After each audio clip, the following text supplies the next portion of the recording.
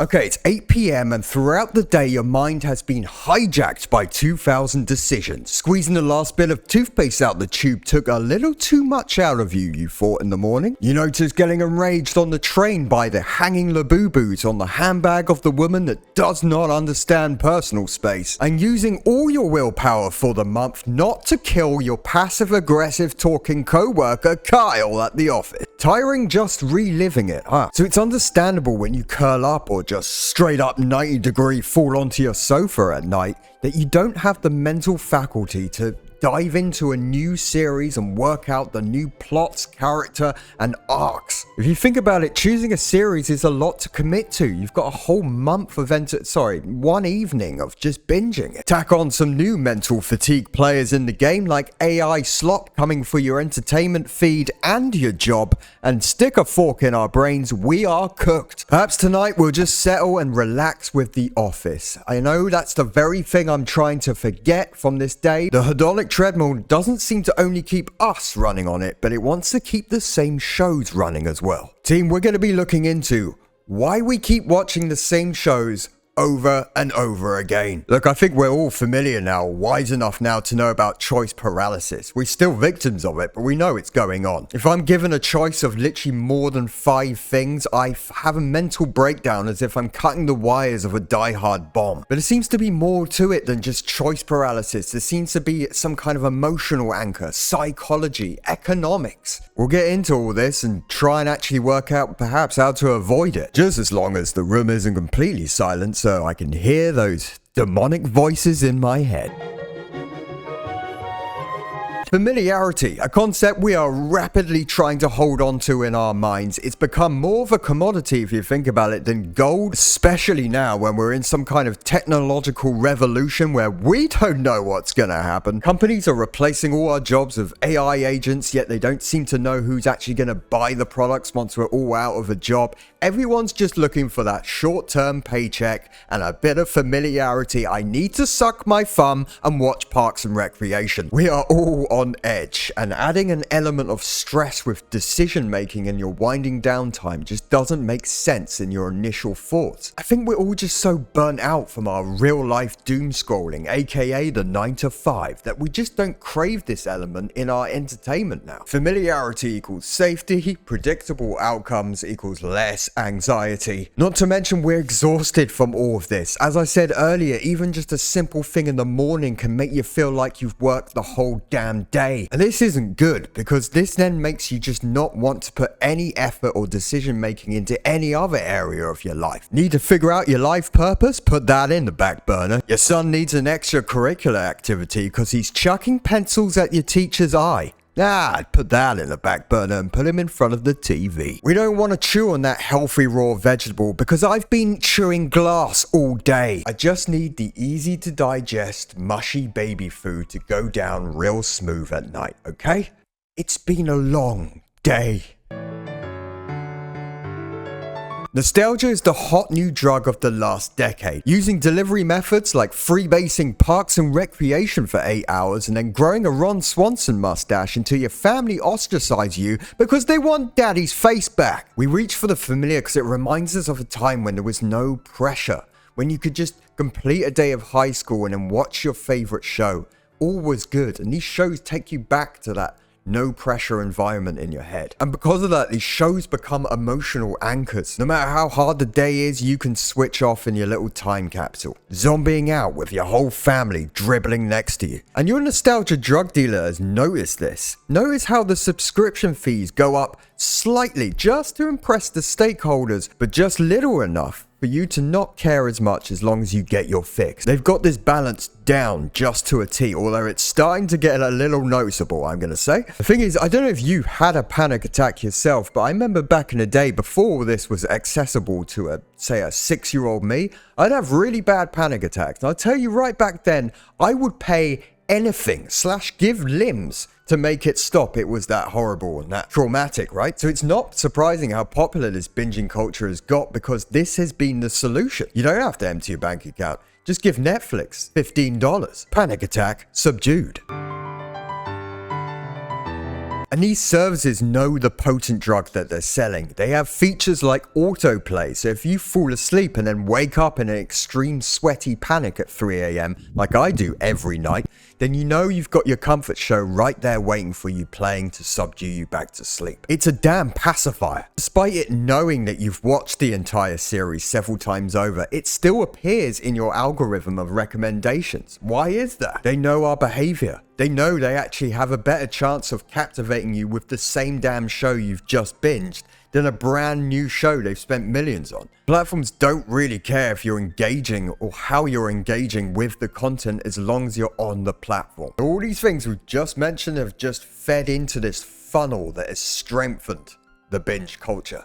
Here's a personal experience I know you've been through. You've been watching your favorite show for basically a full working day, and then the message appears, "Are you sure you're still watching?" I'm sure we remember how insulted we'd been when we first saw this. It's essentially like your drug dealer saying, "Don't you think you've had enough, mate?" We all know the shameful and stressful feeling of this sentence because you can feel the cortisol rising through your body as you read it, because you've just realized the colossal waste of time you've just spent because that platform is reminding you of it. The platform that wants you to be on it forever. But it's not like a lot of drug addicts where they have that moment where they just suddenly realize what they're doing and it just turns their life around. No.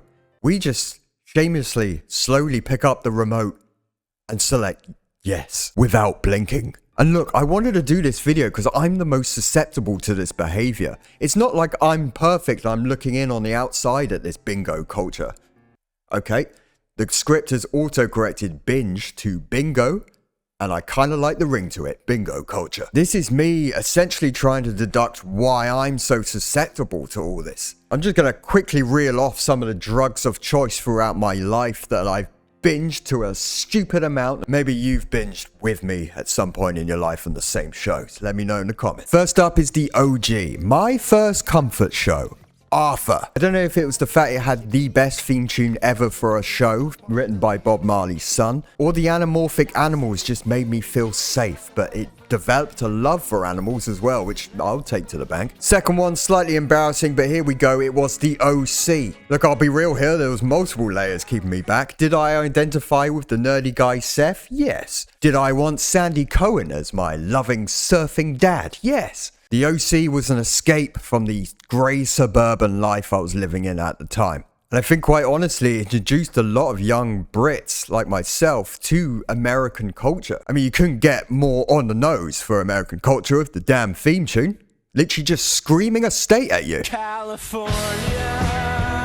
In college, it was How I Met Your Mother. I think this show portrayed like the ideal life for a graduate once they've left college. The idea you can just drink round after round every night at a bar, eating chicken wings with your friends, whilst maintaining a highly paid job that gives you an insanely large apartment in the middle of New York City. You could argue this show contributed to binge culture because after realizing this was all just a fake dream that wasn't obtainable, we needed some comfort. Once I realized Himium was an absolute lie, I then went on to a more realistic approach of trying to get into the family life. Enter in Modern Family. That lasted quite a while, that binge, until I just no longer could handle about 1,000 times and then drunk my sorrows watching Californication. This was an era where I drank a lot watching these binging shows to comfort myself even more and put myself in an even deeper hole, and with that came watching the Sheen era 2.5 Men. I think it was because Sheen was always drinking on the show, which gave me the license to drink as well at 1 a.m. And then came in my absolute drug of choice, the show Parks and Recreation. Parks gave me every comfort I craved. The camaraderie with friends that generally cared for each other, actually good comedic writing and performances. Chris Pratt was hilarious back in the day, by the way. The show was an absolute underrated gem. One whiff of that theme tune and I am back in. I think an aspect about this we've not really considered is the background noise kind of function of comfort binge watching. Modern life has got us moving or engaging in several screens at once, and suddenly nothing really becomes the main focus.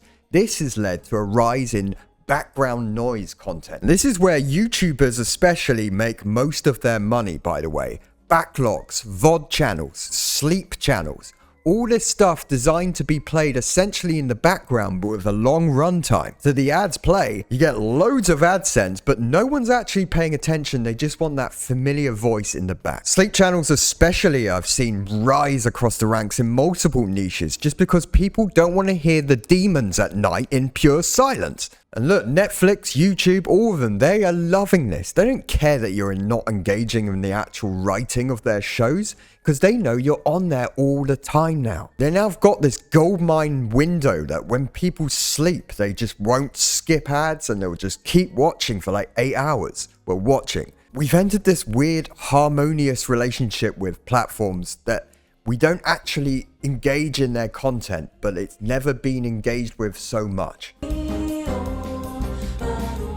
Memes or memes are kind of like the bullet to the show being the gun. Memes hit you at internet speed and bury themselves into your psyche, causing a wound that's just leaking out quotes and scenes. Like a song's chorus that can't get out of your head until you actually listen to that song again, these memes make you want to watch the show again to just kind of get it over with, right? There's a peer pressure to understand these memes. Well, there isn't a peer pressure because you feel like you need to learn these references and quote them endlessly at the guy at the water station at work who actually just is praying you do not do that. This, of course, reaches peak intensity at quiz nights at bars, where I witnessed an office-themed one in Canada, and it got heated. People screaming at each other for getting like one word wrong in a quote, getting a scene wrong. It's touchy stuff. And if these memes just get out of control popular and everyone starts just quoting the same show, well, that's when we see the reboot. Not so Fresh Prince of Bel-Air was a slap in the face to fans. Roseanne was so good that she got removed from the show. Frasier's reboot turned to scrambled eggs, and the Friends cast just sat on a sofa and talked to James I Love to Sing in a Car Corden. None of these reboots were familiar. None of these reboots hit the nostalgia factor because the actors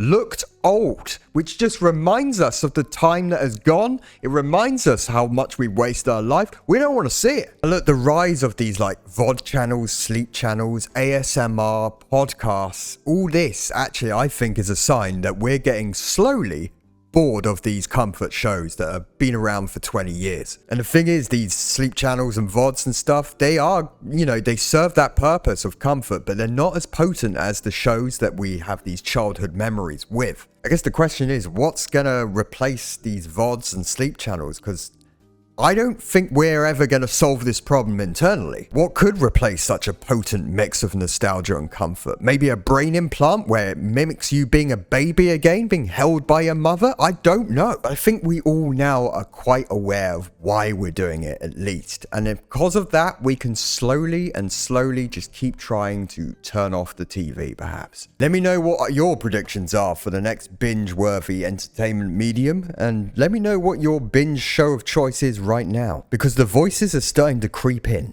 okay? And I need to suck my thumb and turn off right now. I'm Patty, hoping to be your binge channel one day. Stay classy, internet.